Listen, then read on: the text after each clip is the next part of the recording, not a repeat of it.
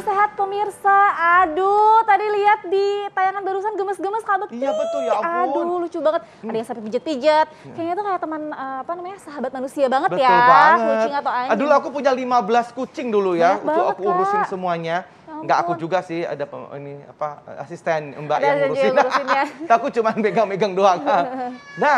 Nah, di antara kita sudah ada Mbak Ratih nih tadi nih ya.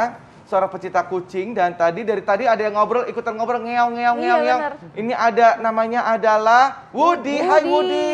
Hai, Om. Say hi dulu Woody. Hai, Om. Dan juga ada Dokter Septian. Selamat pagi, Dokter. Pagi. Apa kabar, Dokter hewan ya, Dok ya? Dokter Iya. hewan. Dokter hewan Nah, Septian. Dokter, nah kita ini mau nanya-nanya dulu sama Mbak Rati nih. Mbak Rati, Iya, pengalamannya nih selama ini nih, Mbak Rati. Selama ini kan cat rescue ya, artinya menyelamatkan kucing-kucing yang liar gitu ya. Betul. Lalu dirawat. Nah, pengalaman terunik apa tuh Mbak? Ya, memang kalau kita bicara merescue kucing ya dari jalanan itu kondisinya bisa macam-macam. Kadang kita lihat secara fisik itu sehat, tapi ternyata tidak. Kita juga menemukan yang seperti Woody ini, dia ditemukan waktu kecil ini Ya. di runtuhan kayu. Oh ya Allah. Jadi dia kakinya nih yang belakang lumpuh. Kejepit gitu dok. Kita nggak tahu ya, Oh, nggak tahu karena ya. waktu kita temukan sudah seperti itu.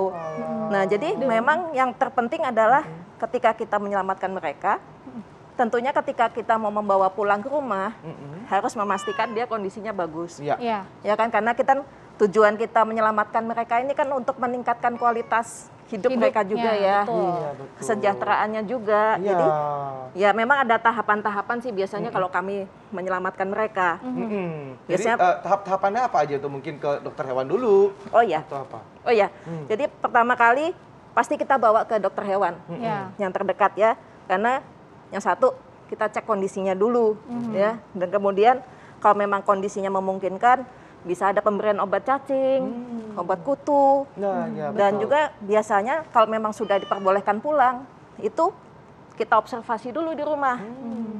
Jadi nggak bisa langsung, kalau apalagi kalau kita punya kucing di rumah juga gitu ya, Ya. Iya.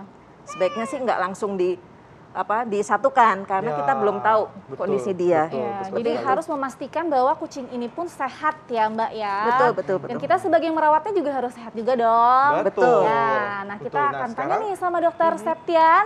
Dokter nih, fakta mitos pertama nih dok. Memelihara, mengelus, dan membelai kucing ini dapat menghilangkan stres dan menurunkan kecemasan. Ini fakta atau mitos dok? Itu fakta. Fakta. Fakta. Kok bisa dok? Nah, jadi cuman ini ya, ada kondisi yang membuat itu fakta. Salah satunya orang tersebut harus suka sama kucing, suka Oh, sama iya. hewan-hewan yang Iya, lain iya, juga, betul, seperti ya. itu. Jadi kalau yang nggak terlalu suka, ya Nggak akan ngaruh ya? Nggak Stresnya malah ngaruh. meningkat kayaknya Bener. gitu kan. Meningkat karena dia takut sama kucing. iya seperti Betul. itu. Dia memang harus suka dulu, betul sekali. Harus suka dulu. tuh. Oke, Nah, memang betul. kalau di luar negeri itu sudah ada terapi hewan untuk menghilangkan stres, kecemasan, terutama di kayak seperti pati jompo, terus manusia-manusia yang terkena penyakit yang cukup berat seperti itu. Baik. Iya betul, karena kan ada beritanya tuh manusia yang sudah end stage gitu, penyakit berat yang sudah di akhir itu biasanya dibantu terapi sama hewan. Salah satunya ada kucing juga ya dokter ya. Jadi dia untuk lebih rileks, lebih tenang gitu ya. Ya, Itu betul menarik sekali. banget. Sudah ada analisanya, ada jurnal Betul, juga ya. betul. Nah baik dok, ini fakta mitos selanjutnya nih dok. Gigitan dan juga cakaran kucing itu dapat menyebabkan atau menyebarkan bakteri. Fakta atau mitos tuh dok? Itu fakta. Fakta. Fakta sekali itu. Oh kenapa tuh kok bisa gitu dok?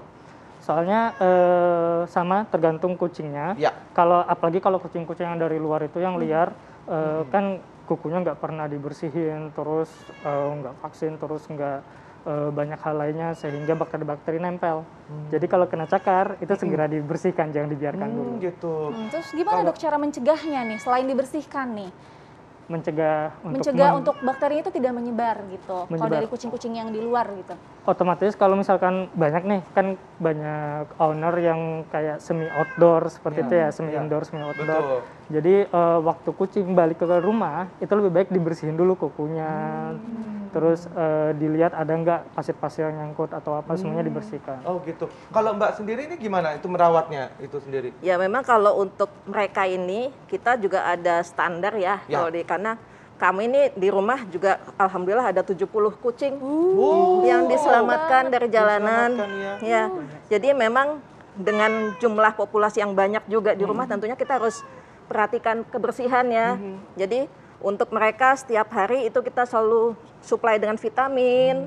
Apalagi ketika musim hujan gini kan banyak virus-virus, penyakit-penyakit ya.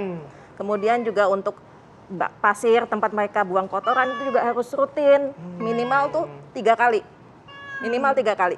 Karena mereka ini sebenarnya makhluk yang sangat suka bersih. kebersihan. Betul, Ya kan? setuju. Iya. Ya, jadi kalau misalnya kita pun juga tidak bersih ya mereka juga nanti ya. sembarangan jadinya, akhirnya Betul. tidak sehat juga buat kita kan. Ikut ya. Jadi rutin itu membersihkan pasirnya, kemudian juga memberikan mereka vitamin, juga kita bawa misalnya untuk grooming, potong kuku, kita bersihkan telinganya. Ya, ini bersih banget loh ya Iya, pemirsa. bersih Kita banget. lihat ya.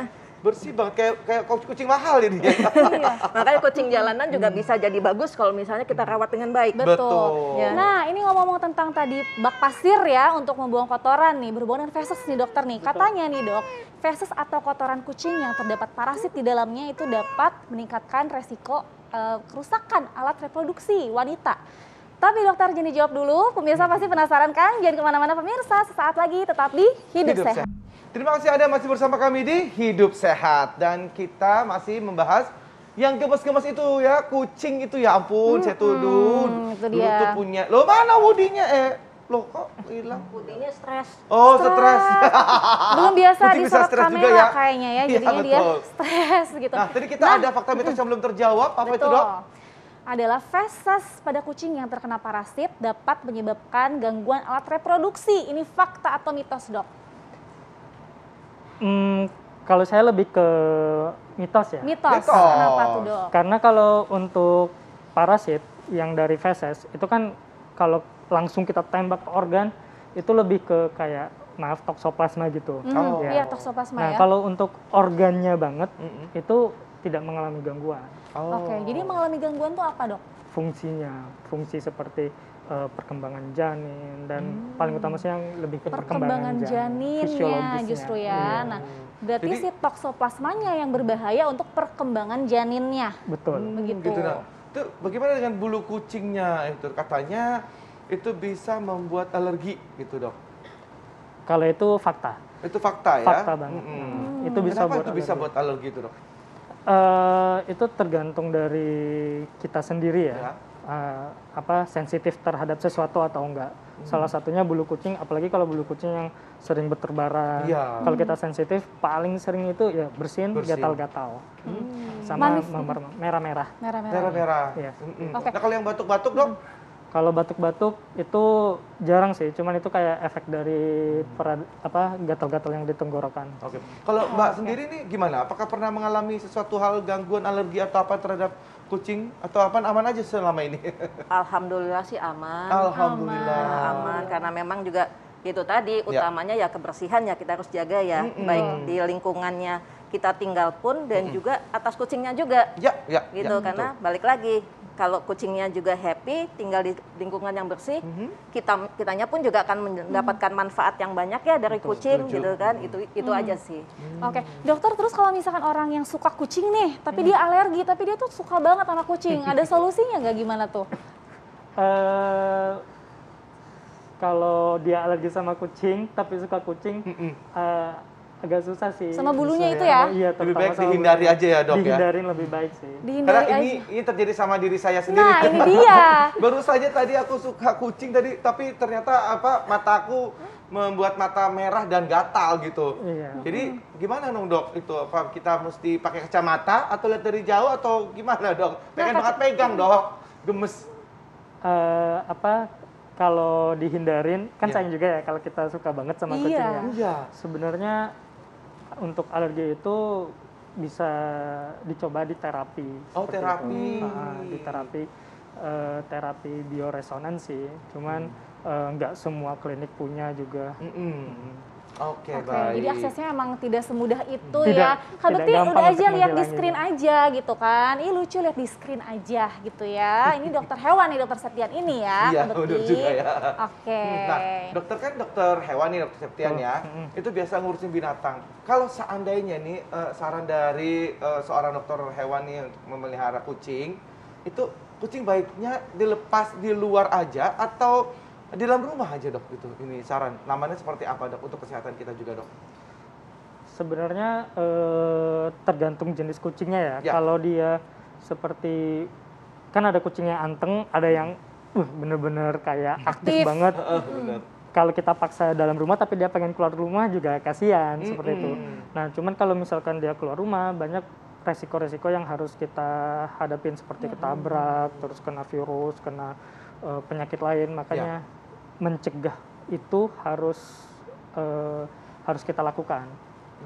Lebih baik kalau sayang banget di dalam rumah tapi jangan dikurung juga seperti itu. Oke, nah kalau Mbak Rati sendiri tuh seperti apa tuh kucing-kucingnya? Apakah dikurung di dalam rumah aja atau gimana? Atau udah boleh keluar? Nah, Nah. kebanyakan dari luar ya kalau Mbak Rati Betul. ambil gimana tuh? Nah ini memang ada dilema juga sih Ya. di kami karena memang kalau kita bicara kucing ya, secara dia memang hewan yang suka bermain dan explore ke alam gitu ya, memang dia akan lebih senang untuk bermain Betul. di luar gitu ya. Tapi memang kadangkala di lingkungan tempat tinggal kita justru ada kendala, mereka ada mungkin tetangga atau lingkungan kita tidak menginginkan ada kucing-kucing berkeliaran Iya. gitu kan.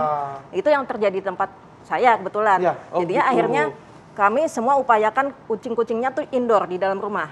Tapi memang kalaupun indoor kita juga harus tetap perhatikan balik lagi kenyamanan mereka Ya, gitu ya. ya. Jadi kita harus perhatikan juga sirkulasi udara juga bagus. Kemudian cahaya matahari pun juga bisa masuk. Bahkan ketika misalnya kucing-kucing kita ada yang flu gitu ya, kita juga ada matahari, kita jemur. Seperti itu, kita sediakan tempat bermain untuk mereka bisa tetap panjat-panjatan, lompat-lompat. Itu kita sediakan.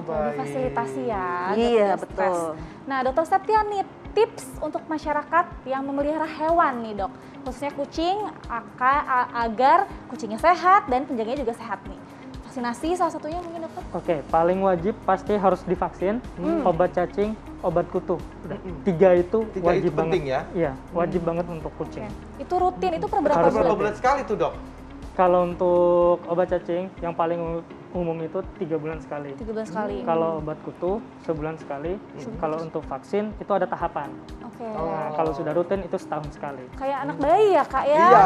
Emang Ya ada itu kan kabar makanya bayi. dibilangnya kan ibu kucing ya, Bu. Ya. Iya, betul. Itu anak-anak kita mama Mama kucing kucing, gitu. Waduh, benar. terima kasih banyak banyak, Dokter Dokter Septian dan juga Mbak Rati. Terima kasih banyak atas Terima kasih informasinya. juga. Mudah-mudahan ini berguna banget ya khususnya untuk Anda yang senang dengan kucing, tapi intinya kalau kucingnya sehat, yang jaga pun juga Betul. pasti sehat. Ya, baik, terima kasih pemirsa. Kita masih akan berbagi informasi yang lainnya di di Hidup Sehat. Jangan lupa saksikan Hidup Sehat setiap hari Senin sampai hari Jumat pukul 9 sampai jam 10 pagi hanya di TV One.